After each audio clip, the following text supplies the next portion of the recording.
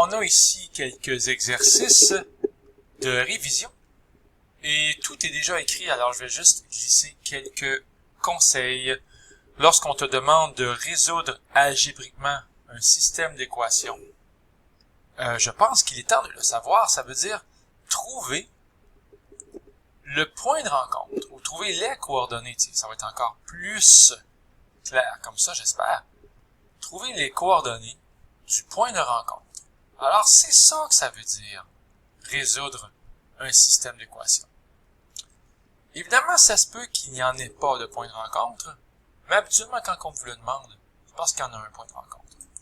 Alors, lorsqu'on a deux règles, y1 est égal à moins 2x plus 10 et y2 est égal à 4x moins 3, ben ce qu'on fait, c'est la comparaison. On écrit donc moins 2x plus 10 égale 4x moins 3.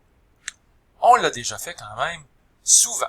Et avec un peu d'algèbre de secondaire 2, on devrait bien s'en sortir.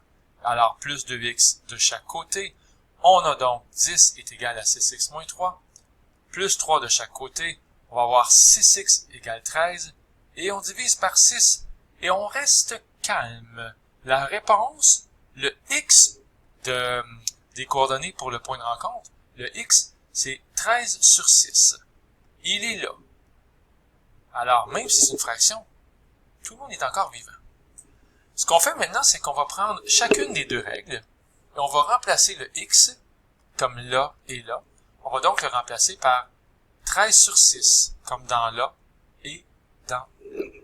Donc, j'insiste, encore une fois, on a pris la règle moins 2x plus 10, qui est devenue moins 2 fois 13 sur 6 plus 10.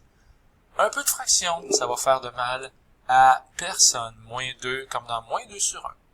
Ça va donner moins 26 sur 6, ou bien sûr, moins 13 sur 3. Et le 10 sur 1 qui est ici est devenu 30 sur 3. Alors, on obtient un y de 17 sur 3. Il est là. Mais si vous êtes vraiment attentif, j'ai dit qu'il fallait remplacer le x dans chacune des équations pour être certain. Donc, y est égal à 4x moins 3 est devenu y est égal à 4 fois 13 sur 6 moins 3. Alors, on fait attention à nos fractions. 4 fois 13, ça donne 52. Ça fait 52 sur 6. Mais c'est la même chose que 26 sur 3. On n'oublie pas le moins 3. Et d'ailleurs, moins 3, c'est la même chose que moins 9 sur 3. On obtient le même y. On est content. On dessine un cœur ou un bonhomme sourire. Même chose ici, on va faire la comparaison avec 100 moins 8x qui est égal à x plus 98. C'est ici que ça se passe. En faisant plus 8x de chaque côté, on obtient ceci. Et en enlevant 98 de chaque côté, on obtient 2 égale 9x. Et donc, x égale 2 neuvièmes. Alors, quelque part, il devrait avoir un couple, et il est là. 2 neuvièmes, c'est le x. Et là, c'est vraiment épouvantable. Si j'ai pas trop les yeux croches, je vois ici 884 sur 9 pour le y. Ben, ça se peut, c'est des choses qui arrivent. Alors, j'ai pris la règle pour la première. Donc, la première règle, y est égal à 100 moins 8x. Et j'ai remplacé le x par 2 neuvièmes. Alors, ça fait y est égal à 100 moins 8 fois 2 neuvièmes, ce qui fait 100 moins 16 neuvièmes. 100, c'est la même chose que 900 sur 9, moins 16 sur 9, donc ça fait 884 sur 9. Alors, je vous laisse vous amuser, jongler avec les fractions. On voit ici qu'on l'a aussi remplacé le x par 2 neuvièmes dans l'autre règle, et ça nous donne encore le même y. Donc, voilà notre couple solution pour la question. Ensuite, ici, il fallait trouver les règles. Alors, on a ici vraiment une table de valeurs. J'espère que c'est pas étrange. Quand x vaut 0, y vaut 15. Quand x vaut 10, y vaut 20. Quand x vaut 20, y vaut 25. Et ça nous donne un taux de variation, bien sûr, de 1/2. Et la règle, c'est y est égal à 1/2x plus 15. Mais après ça, ce qu'il faut faire, c'est faire un peu de ménage, peut-être. Parce que là, j'ai trouvé la règle pour y1. Maintenant, pour y2, ou pour l'autre règle, on garde les mêmes x, mais on s'en va plutôt ici. Donc, quand x vaut 0, y vaut 25. Quand x vaut 10, y vaut 26. Et on va avoir un nouveau taux de variation qui devrait plus être, selon moi, 1/10. Alors, il est là, notre nouveau taux de variation, 1/10. Et notez que c'est très joli, hein? Le premier taux de variation, c'est écrit A1. Le premier taux de variation, c'était 1,5. Maintenant, le deuxième taux de variation, pour cette règle-là, ici justement, ben c'est écrit A2. C'est charmant comme tout. Hein?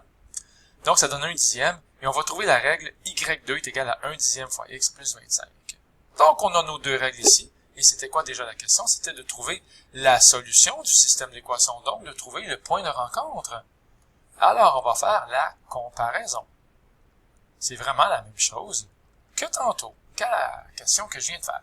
Donc, on écrit 1/2x plus 15 égale 1/10x plus 25. Et avec un petit peu d'algèbre et de patience, on devrait trouver x égale 25. Je vous demande d'être très prudent, d'être bon avec les fractions. Par exemple, on pourrait faire x 10 de chaque côté. En faisant x 10, je pense que c'est vraiment une bonne idée. On va avoir 10 fois 1/2x, ce qui va donner 5x. 10 fois 15, ce qui va donner 150. Et ici, le 10 avec le 1/10, ça va s'annuler, il va rester 1x. Et 10 fois 25, donc plus 250. Si on enlève x de chaque côté, on va avoir 4x. Et si on enlève 150, on va avoir donc 4x égale 100. X égale 25. J'ai fait ça rapidement, mais je pense qu'à ce temps-ci de l'année, on devrait être bon avec ça, les amis. On a donc x qui est égal à 25. On remplace ça dans chacune des règles.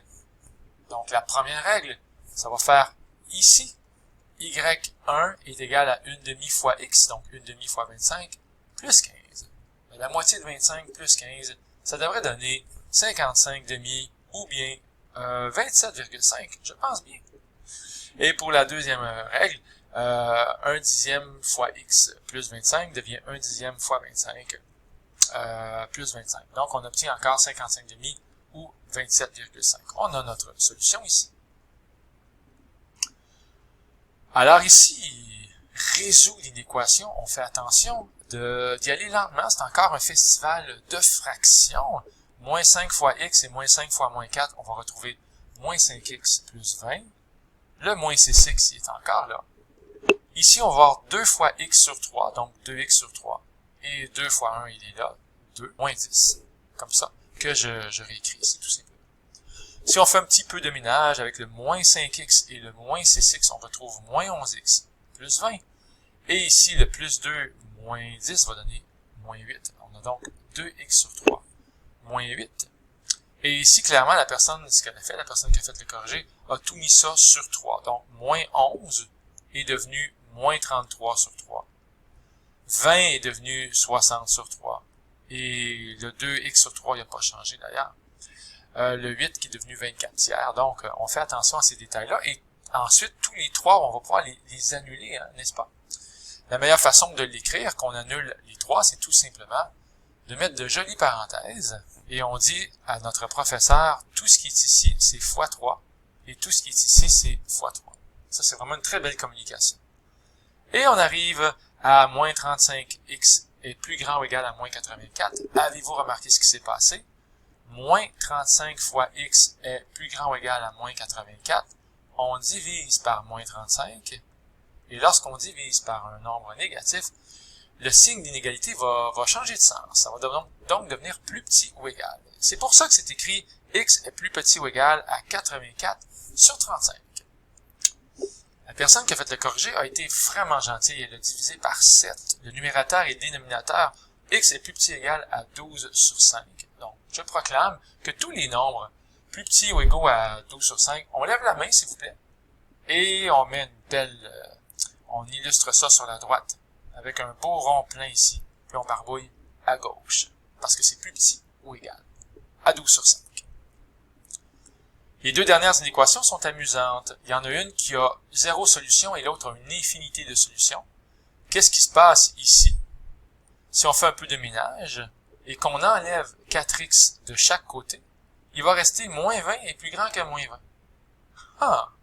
C'est jamais vrai, ça, que moins 20 est plus grand que moins 20.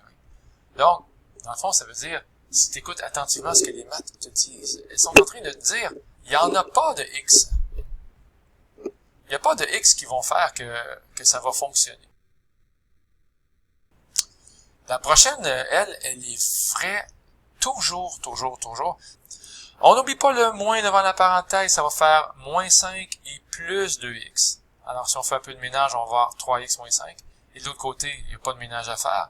Donc plus petit ou égal à 3x plus 10. On enlève les 3x et il reste 6. Donc peu importe la valeur de x, qu'est-ce qui va se passer dans le fond? Ben il va se passer que, étant donné que ça c'est toujours vrai, ben, ça veut dire que tous les nombres, voyez-vous, il y a du rouge partout, tous les nombres font le travail. Par exemple, vous pourriez remplacer x par 100, mais ça va marcher. Ça va donner 100 moins, parenthèse, 5 moins 2 fois 100. Est-ce que ça, c'est plus petit ou égal à 3 fois 100 plus 10? Oui, la réponse, ça va être oui, parce que 100 moins 5 moins 2 fois 100, ce qui fait 5 moins 200. Est-ce que ça, c'est plus petit ou égal à, ici, ça va donner 310?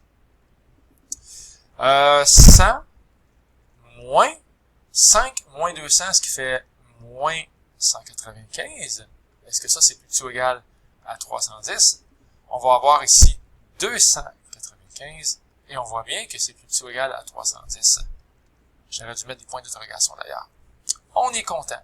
Donc, j'ai validé avec 100, mais j'aurais pu prendre n'importe quel nombre. Ça va toujours être un bonhomme sourire. C'est le destin de cette question-là. Alors, j'espère que ça vous a aidé. C'était Luc Allard qui vous dit bonne nuit tout le monde.